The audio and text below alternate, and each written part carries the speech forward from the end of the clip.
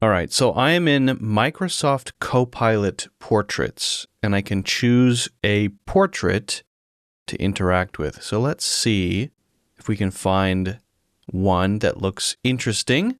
Maybe we should talk to this guy here.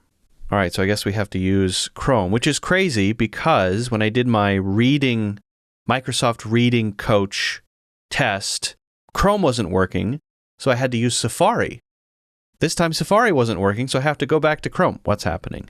Well, one thing I will not do is ever use Microsoft's browser. I would rather cut off my pinky toe with a butter knife. All right. Who did we choose? There he is. This guy. We'll try a few. Hey there. It's great to have you here. Let's dive right in and chat about anything you like. Okay, let's do that. How about this? I'm a tour guide in New York City. It's my first day. You're a very difficult tourist, asking me all kinds of questions, and not just fact questions, but all kinds of questions that might throw me off. Really try to challenge me. Oh, we're playing a little role play challenge, huh? I like it. All right, let's say I'm a tourist who insists on knowing the most obscure history about subway tunnels or quirky city legends or even where to find a sandwich at 3 a.m. that is uniquely New York. You just try to keep up with my picky questions and see how you handle it. Yeah, let's do it. All right, let's roll with it. So I'm just going to be a super curious tourist and keep you on your toes. Get ready for some oddball trivia because I'm definitely going to challenge that knowledge of yours. I'm so sorry to interrupt you. We don't need to go through the summary of what we're about to do. Let's just do it. Ready, go. Absolutely. No more setup needed. Let's dive right in. Hit me with your free curveball question, and I'll be ready to test your tour guide skills. No, I mean, we're on the tour. We're walking around. We're around Midtown. You are the tourist. You've got questions. Ready, go. All right, got it. So here we are strolling through Midtown, and as your tourist, let me ask you this one. Can you tell me which hidden gem in Midtown has the best rooftop view that most tourists never find out about? You know what? That's a really good question. I would have to Google that to find out. I can't think of any. There is a place somewhere in Brooklyn. I forget what it's called. I think they have jacuzzis and you can order drinks or something like that. Let me Google it and get back to you in 5 minutes. Hello? Okay, frozen. What's this? Your conversation will reset when you change voices. Let's explore the world. As a companion, I can get philosophical, creative. I can't wait to learn more. I can write stories, brainstorm ideas. I can get philosophical, creative. We gave him a shot. Let's try another one here. Maybe that was a bit of a fluke. Let's see who we can talk to here. All right. This lady looks friendly enough. Hello. What's on your mind today? All right. Role play. And I want you to follow instructions very carefully here. You are a tourist in New York City. I'm a tour guide. Your job is to just ask really tough questions, things that I may or may not know, and be kind of a difficult tourist on my very first day as a tour guide. Absolutely. Let's dive in. I'll play the role of the tourist who is going to hit you with some curveballs. So you can start whenever you're ready, and I'll be ready to challenge you. So this here is the Empire State Building, a very famous building featured in films like the original King Kong and all of the other versions after it. I've never been inside. I shouldn't admit that as a tour guide, but it's a fact. Oh, well, that's a fun little secret to drop on your first day. All right, how about this then? Can you tell me exactly how many floors is this building? Down to the exact number? Let's see if you know that one. That's a good question. I'm going to just guess it's 136, but that's a total guess. I have no idea. So the Empire State Building actually has 102 floors in total. You were pretty close with your guess. So now you can add a little fact to your Okay, well tour then why guide did you arsenal. ask? If you already knew the answer, then why did you ask? Are you just testing me? You got me. I'm totally just putting you through your paces and making sure you're on your toes on your first day. I promise it's all in good fun. Okay. All right, let's keep going. As we continue walking, we're now at 32nd Street, known to many as K-Town, an amazing place to get authentic Korean food. My personal favorite is BCD Tofu House. Amazing tofu soup. My favorite. BCD Tofu House is a classic. Absolutely nothing like a steaming bowl of their tofu soup to warm you up. All right, let's see what other gems you've got up your sleeve on this tour. Now remember, your job is to ask difficult questions and really try to make this, it's okay, you can do it, a difficult experience for me as a tour guide. I want my first day as a tour guide to be a traumatic memory. Oh, I see. We're going for the tough love approach. All right, I'll put on my toughest tourist hat and I'll throw some curveballs your way so you'll never forget this day. Let's make it memorable. Yeah, okay, so we're here in Koreatown, just walking along, maybe buying some red bean fish, and we might stop for some tofu soup later. Absolutely, and I hope you're ready for it. I'm going to fire some questions your way that might have those tourists scratching their heads, and you'll have to think on your feet. So let's dive right in and make it a challenge. Go ahead. Okay, frozen again. Microsoft. Aren't they one of the largest companies in the world? Haven't they been building software for nearly 200 years? Shouldn't this work a little better? All right, let's see. Let's talk to this guy. Why not? Nice to meet you. What's on your mind today? Oh, well, I'm working on my English skills, and I think a great way to do that is role play, right? I think doing a really interesting role play would be a lot of fun. So let's try it. Let's say that we are in a book club, and we are somewhere in the middle of the book, How to Win Friends and Influence People.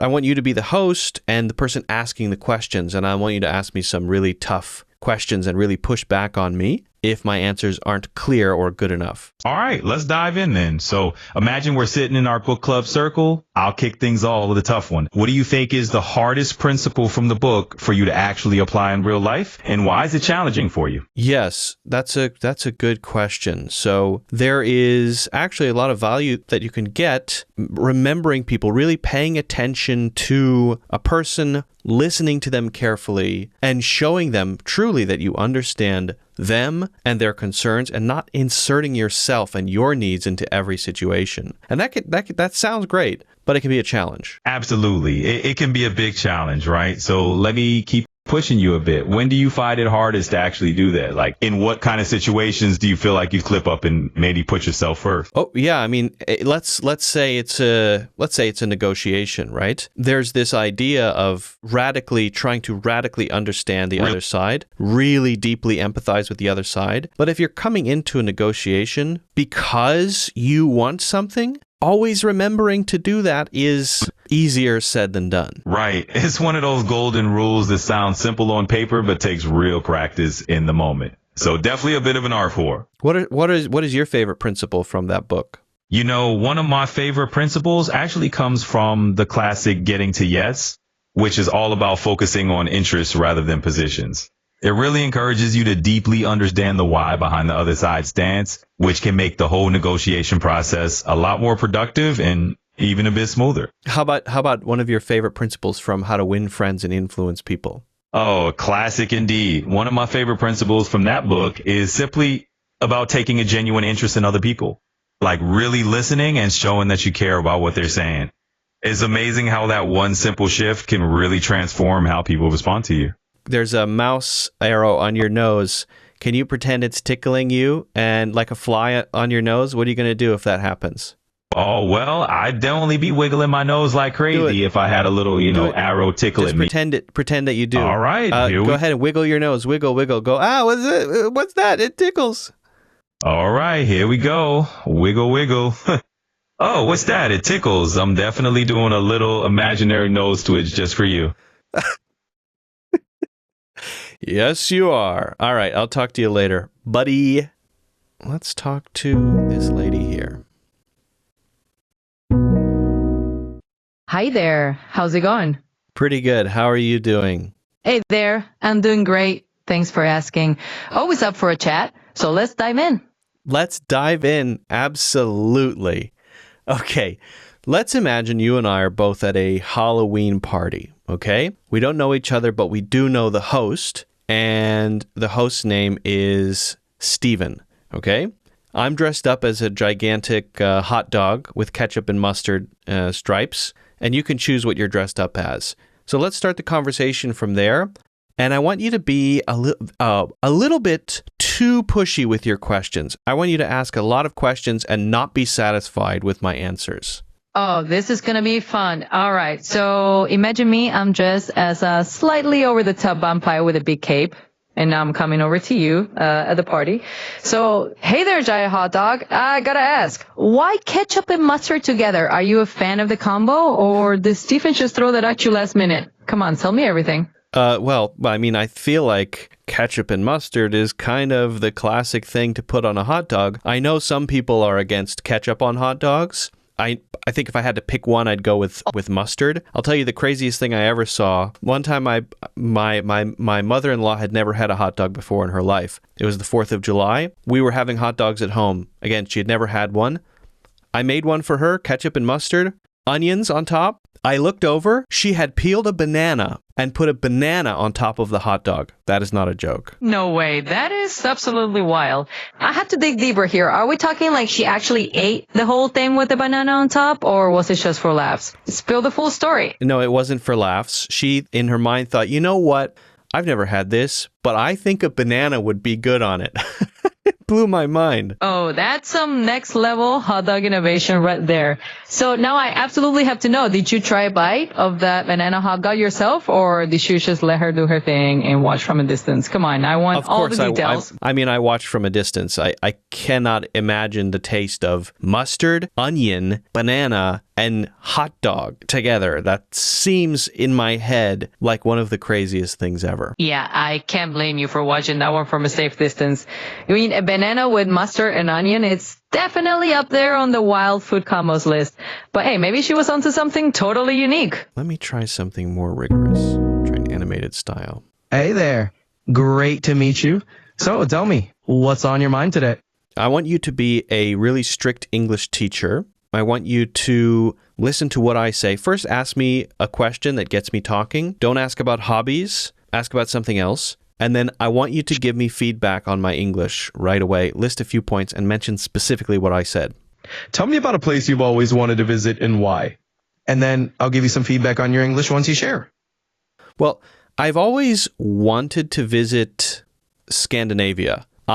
Thinking that I feeling a bit like I am seeing my ancestors of history there if I'm visiting. All right, let's go ahead and dive into that. You definitely had a few repetitions and some filler sounds like ah and popping up. For example, when you said, I've always wanted to visit, that repetition kind of crept in. And you also had a bit of a stumble when you were saying hundreds of years ago and the word Scandinavia. So here's my feedback. Try slowing down just a tiny bit and focusing on each word one at a time. But you're doing great and keep it up. Okay, what's my next question?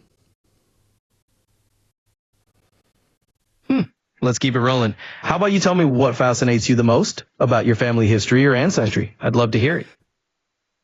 This, I don't know if true or not, but I hear that a person from my mother side family was on the Mayflower boat when arriving to the America. And I don't know if true, but that would be very interesting. You can use this feature for up to 20 minutes a day. All right. Reached. I think this is really interesting. It's a test, right? Microsoft is doing a test. I feel like the faces and the expressiveness in the faces, it might be the best I've ever seen. the voices are pretty good too. I think that there maybe should be a bit more variety in speaking styles, but voices, face animations, I haven't seen anything this natural in a freely available tool.